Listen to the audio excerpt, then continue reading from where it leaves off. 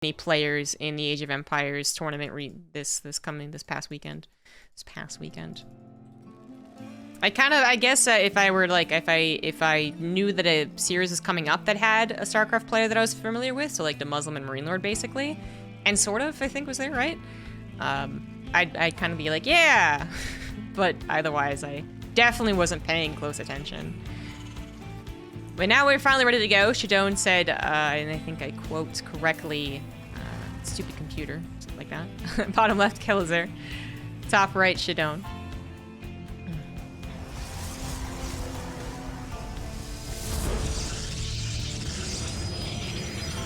I think it's very clear off the results, though, that Marine Lord is the best Age of Empires player, which, I mean, that's really cool. I'm very happy that he won a bunch of money, and I'm very happy that he found success in a transfer and a change of career, I suppose. A change of games, at the very least. But yeah, I just can't see myself using the word proud. It almost would feel too familiar, because I said I'm not really familiar with the guy.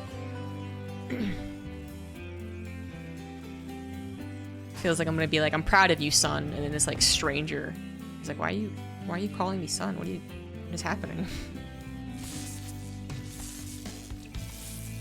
So happy for, yes, proud, yeah. A recent Age of Empires tournaments I actually am more interested in as a production value, tournament organizer, and viewership perspective, just because I pay attention to those things across the board for a lot of esports. And I did see roughly the viewership numbers. I think Age of Empires 2 got something like upwards to even 40K, I want to say. It was definitely pretty consistent at 30K at the very least, so I imagine it got higher the longer the game went. And then Age of Empires 4, it's like 20K. It didn't help, I guess, the finals were a stomp. And I didn't pay attention to any of the Age of Win. But apparently, Age of Empires is one that was happening, which I think is pretty amusing. I might have accidentally watched an Age of Empires 1 and just, like, not recognize it. Because I had it on the background a couple times. A tournament organizer, Red Bull, right? So sad that they don't like Blizzard, which is basically what happened. That they're not going to do any StarCraft anymore. I think it's very clear that, I don't know, for me, anyways, the stats are there. The viewership is not particularly different. Nor do I believe the sponsorship interest is particularly different between all of the RTSs. Age of Empires 2, 4, and StarCraft 2, I think are all pretty similar in those regards. But Red Bull, you know, obviously wants to buy out a freaking castle and do a little bit of cosplaying and stuff for Age of Empires.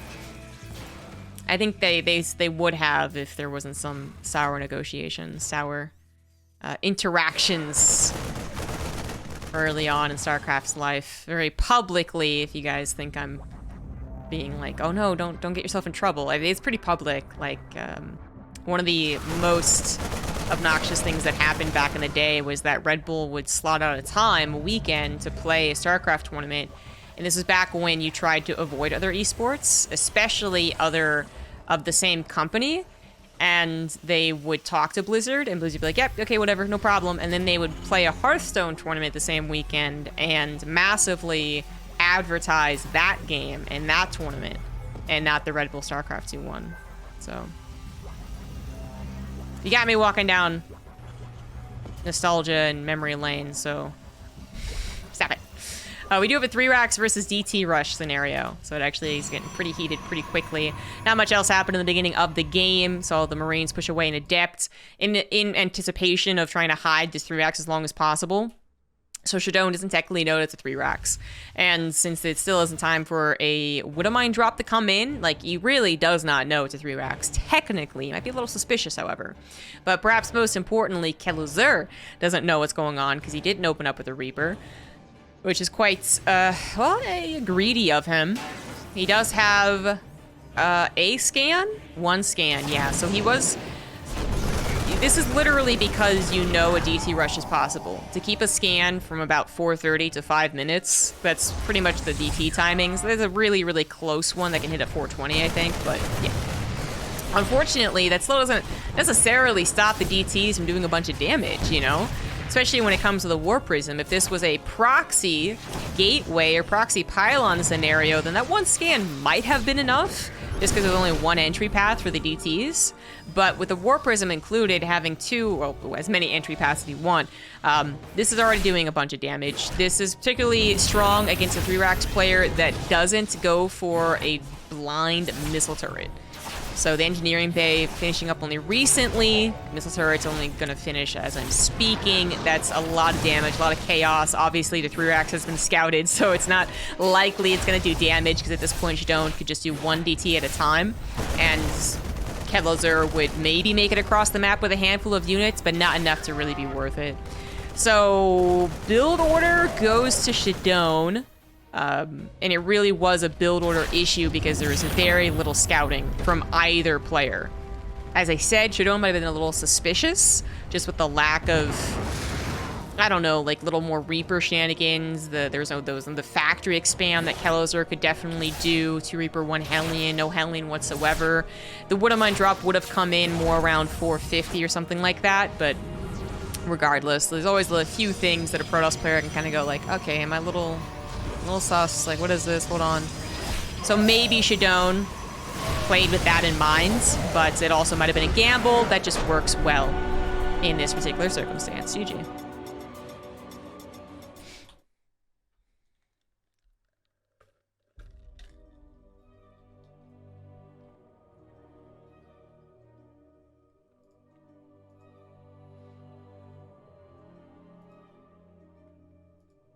You know, Blizzard and Red Bull specifically had issues. Well, like I said, that was pretty public. Although I don't think Red Bull made any like statements or anything like that. I'm pretty sure this example has been talked about on like pylon shows and talk shows plenty. But also kind of a what's the phrase? Badly kept secret? Open secret kind of situation is that Blizzard angered a lot of potential tournament organizers through a variety of things. Again, most of them public at this point because they're talking about 6-8 years ago. So there's the, saying that you're going to support a tournament through visibility and not putting your own games elsewhere on the same time. Oops. But then there's just the whole closing off of third-party organizers that happened in StarCraft's history, which maybe I'll get into. Top right, it is Kelazhur. Bottom left, it is Shadown, and Shadown is up 1 thanks to basically a build order win, just because there's no scouting. It's definitely not a build order win if there's scouting. There's so many other things you could do if you scouted it. But in that case, yeah, pretty much just, I do my thing, you do your thing, oh no, your thing, do my thing, because I didn't know before. And there's no extra precaution with the thing Kelazhur was doing. So if he was going 1-1-1, would I drop into a Raven, he might have been able to play that out differently and maybe play it out longer, but obviously wasn't the case. So, very quick gain over 1. But yeah, I guess what we have, Kelazhur does do a factory expand. I actually wonder if that was the first tip-off. That Shadown was like, you're usually an aggressive guy. What's going on here? About the 3-Rax. But anyways. Yeah, back when, WCS took hold of the entire tournament scene. So it used to be alongside, MLGs and IEMs and Red Bull events and whatever else was happening. Then WCS literally just took over everything. There was a lot of, I think, souring of relations over that. Some of which might not have been personal. Some of which probably were like, I understand. The developer taking hold of an entire tournament scene, you could definitely see some of the benefits of doing that. But I think whether you took it personally or not was still kind of like, yeah, okay, I guess we're done then. All right, cool.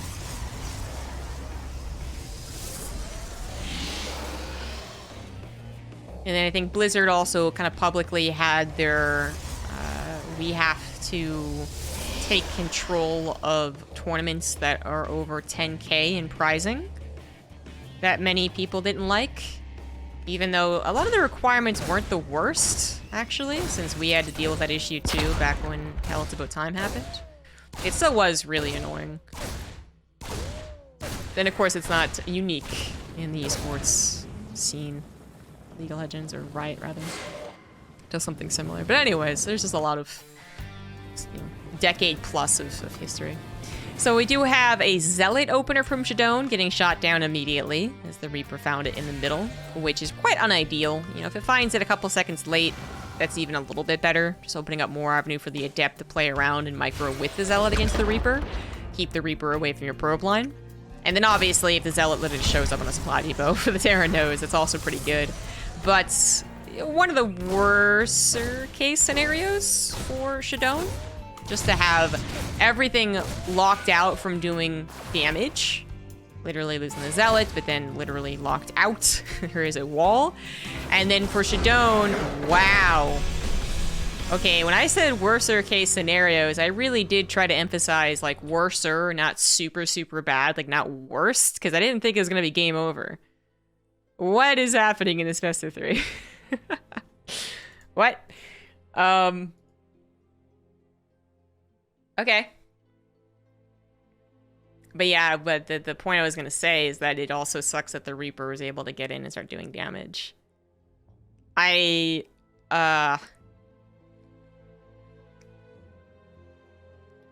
can only say that that is the type of game that I 100% believe Shadown won't tap out of if it's a bigger tournament. I can't imagine doing that in a bigger tournament. Even a group stage, I still think you would give it the college try there, because the Reaper is doing damage, but eventually it would stop. The Adepts were finally back at home, stopping it. So let's say it gets, ooh, even like 5 probes. That's a pretty high number. I think it was working its way up to 3 when the tap out happened, but you still have the possibility of straight up denying the follow-up.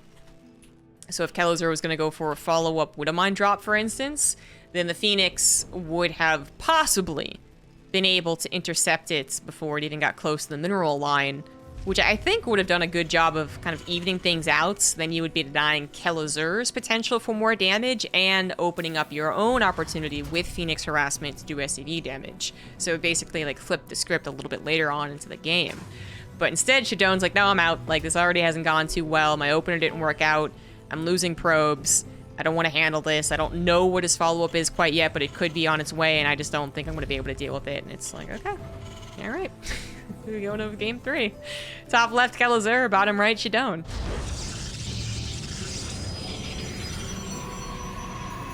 Today is my Helios name day. Well, ZombieGrub just means humans, so... Not so much, but I appreciate the attempt. So I thought I'd have certainly more minutes, 3, 4, 5 more minutes to delve into the best of, into the game, and then the game was just over, so whoops-a-daisies. Really didn't see that tap out coming. This will be the time that I'm like really apprehensive. I'm just waiting for something really important to happen, and then they don't do anything. It's a 40-minute game, and just sitting here fuming that I couldn't discuss StarCraft history when there was nothing happening.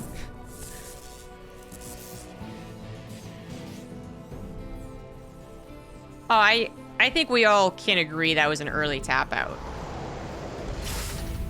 I don't think that's a stretch at all. Now, I don't ever want to equate an early tap out to a comment on intelligence, shall we say. So some people, they look at a pro that taps out pretty early on in the game and they're like, oh, the guy's so dumb. Oh my god, he's tilted. How could he think that was over? The thing is that, you know, for these pros, there is a certain amount of, I think, not just anticipation of the future, right? That's mostly what they're doing. They're anticipating what's happening next, and they're evaluating how likely it is that they're going to be okay with it every step of StarCraft. I think there's also a little bit of the cutting off, how to say, like, time versus energy debate, I guess, you know? Where you are just kind of looking at things and saying it's not worth it to play this at this particular level, this particular tournament, this particular ladder game or whatever. I'm just going to go ahead and cut my losses. Which, yeah, okay. You know, in this open cup, I think that's fine. So 3 probes go down to the 2 Reaper Helene opener that Kelazhur is doing. The Helene is going to be able to successfully scout that it is a Stargate. Yeah, it literally saw the Stargate, but then the 3 Adepts are already pretty much a tell. 3 probes plus the scout, I think, is a pretty good opener for Kelazhur. Went into a Cyclone immediately afterwards. She should be protected against any air unit that comes across the map.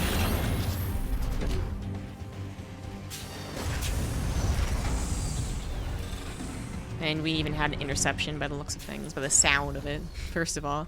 Which is a little bit risky, but, you know, when it is 1 Phoenix and 3 Adepts pretty much at most, I guess technically a 2nd Phoenix could have been chronoed out as well.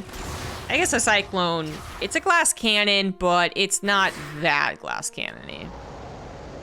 So it would have had to have been a perfect lineup with all of Shadown's units to actually snare that Cyclone. And Shadown is going to take a 3rd base behind, a little bit of aggression, get a couple of extra gateways. Not really going into Phoenix, which, you know, usually if we see a Stargate opener, we're going to see either 1 Oracle or any other combination of units. Always is 2. So there's 1 Oracle, and then into a Twilight Council, and then there's, you know, the multiple Oracle openers. There's the Phoenix into multiple Phoenix openers.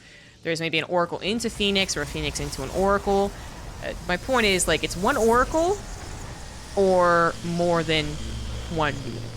So the fact that there's literally 1 Phoenix off of a Stargate opener is kind of weird to me. But he basically is taken as an opportunity to do more of the, what we'd usually say is the Oracle thing, where you open up 1 Oracle, go into the Twilight Council, get your 3rd base up, you have that vision, and you have that scouting to play appropriately afterwards. What the Phoenix, of course, is lacking compared to an Oracle is not really even the damage that an Oracle can do, because it's really not that great in this matchup. Oh, clever, but Kelazhur was paying attention.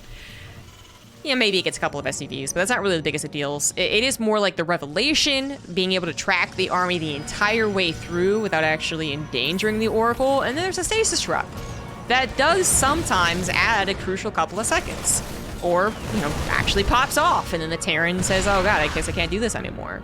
So, this really is an unideal start for Shadown. I mean, every sense of the phrase. From the get-go to the follow-up, and now Kelazhur doing a pretty typical to Moon Dance, or 2-base push. It's just always difficult for Protoss to handle, even if everything had been going swimmingly for the guy previously. The Twilight Council also, I felt like, was a bit later for that idea of just 1 Stargate unit into Twilight Council. So we are talking about fairly late blink. Maybe you could have gotten at 6:30 instead of, I guess, 6:50 or something. Maybe that's when it's going to finish. But let's see if it really impacts the game. Well, what the Phoenix can do is let the tank, to give some credit there, and that was kind of perfect. I don't see Kelazhur anticipating that. The Phoenix being able to lift from that angle and the Stalkers actually being able to shoot down the tank. That was really useful for Shadown. So highlight on the Phoenix, man. Gotta give credit where credit is due.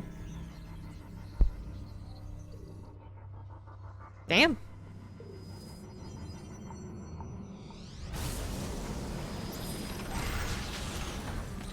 I'm not gonna say that might save Shadown's life, but that I think is a huge contribution to the defense. The 2nd tank right here would be absolutely brutal. Or a 3rd tank now. They certainly would guarantee a continued contain, but then actually add damage. Without a 3rd tank, maybe there's a chance this charge would have actually broken them, but because the blink was perhaps a little bit later, we do have charge also being a fair bit later. It's a relatively quick upgrade, especially when chrono boosted, and that is where Shadown is putting his chronos. Apologies, my voice is going in and out. My cat's trying to move the mic on me. But anyways, a little bit of an overconfident step forward from Kelazhur. Had him lose a handful of Marines, but now that his tanks are also engaging in the battle and his medevacs have arrived, Any further overstep would still probably net Kelazhur, you know, victory. Maybe not literally GG for Shadown, but I think he is just every single time he sims forward getting a little bit closer to victory. And after saving all of those Marauders in particular and having more medevacs join up, so we're not out of healing quite yet, this actually might be it. Shadown is desperately trying to get those Zealots into play here, but then they actually still have the issue of connecting with all of the bio, with the stutter step, with the tanks firing away. So you kind of almost want to go into Stalkers, but then Stalkers get ripped to shreds by a bunch of Marauders, right? So it's a really, really tough place for Shadown to be. Overcharge is now gone. 2 Archons will add a hell of a lot of health to the army, but they also might not actually get a lot of shots off. They got little T-Rex arms.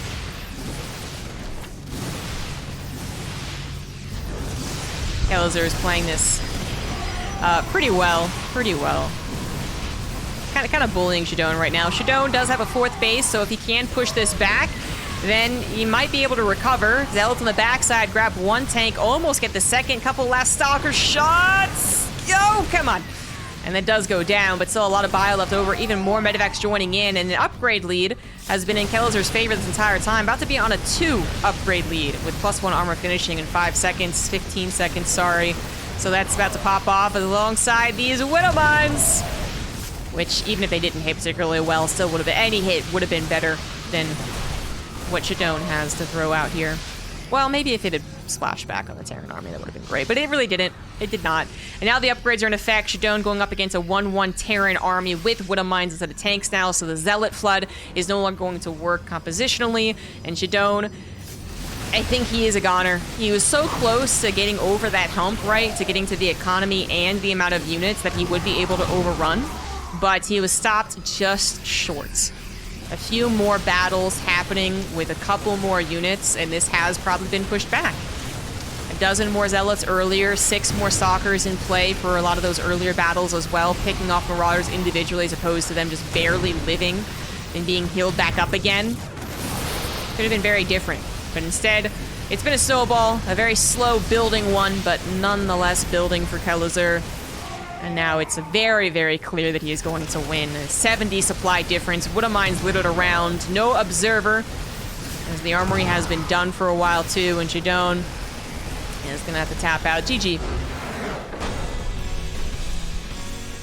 Very odd first 2 games. Well, very odd second game. First one was just a build order thing. But a very quick first 2 games. Third game, a little bit more typical to PvT. It just started off again very poorly for Shadown. Couldn't really get his feet back under him. So Kelazhur moves on to face